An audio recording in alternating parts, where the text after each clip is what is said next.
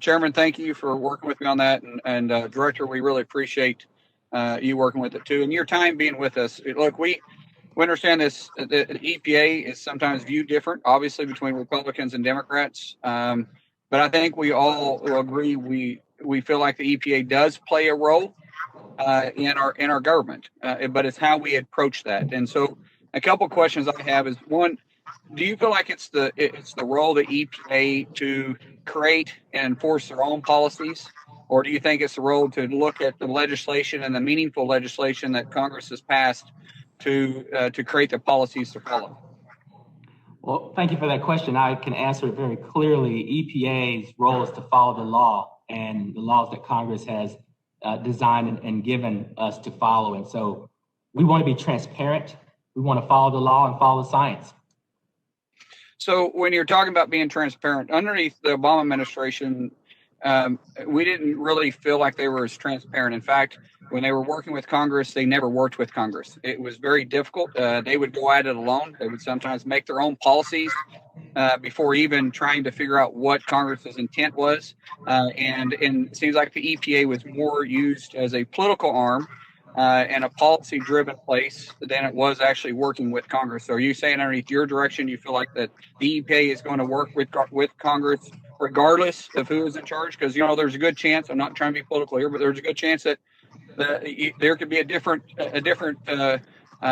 party in charge of the House of Representatives in 2 years. Our job is to work with every single member. And that's what I did in North Carolina. We had a Republican-led General Assembly, although I worked for a Democratic governor, and we got a lot of work done. So at EPA, and I've already told all of my senior leadership and my staff, we're going to be transparent. We're going to respond to the IG. We're going to respond to GAO. We're going to respond to congressional members. That's the mandate here. Good. And listen, I am comparing you to the last administration underneath Obama because there's a lot of lookalike. There's a lot of people that was with that administration that's back with the Biden administration.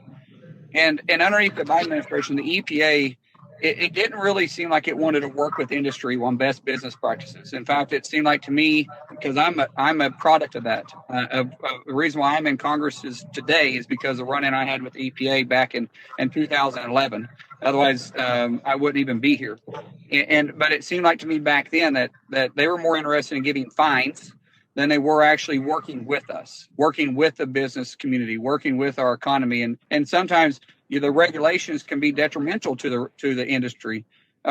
Would you commit to working with industry, getting best business practices before you guys roll out something that could actually destroy an entire industry?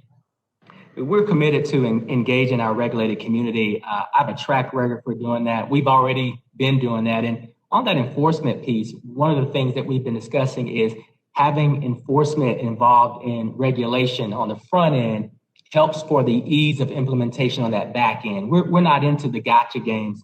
We want to put out regulations that are easily understood and can be complied with. And so we will be working with our stakeholders to do that.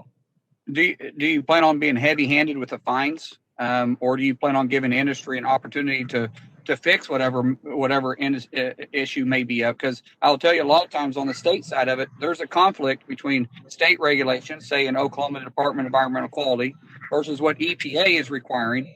And as a business owner that has an environmental company, there can be a conflict between those two, and you got to choose which one you're going to follow. You're licensed in your state, but then the EPA can come back on top of it. And we saw with the Obama administration that fines would be levied when you're doing your best as a business owner to try to comply with actually the requirements. But there was no working with industry. And that's why I said working best business practices. And it's a huge concern a lot of business owners like myself have with this new administration, hoping that we don't have a rollback to the way it was handled with the Obama administration.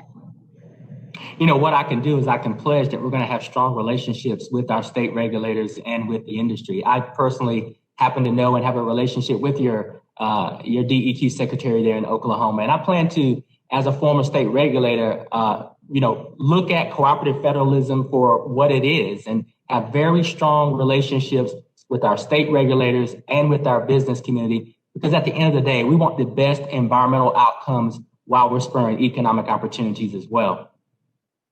Director, I really appreciate that. I really do honestly look forward to working with you. Thank you so much. Appreciate you. Thank you. A gentleman yields back, and the chair now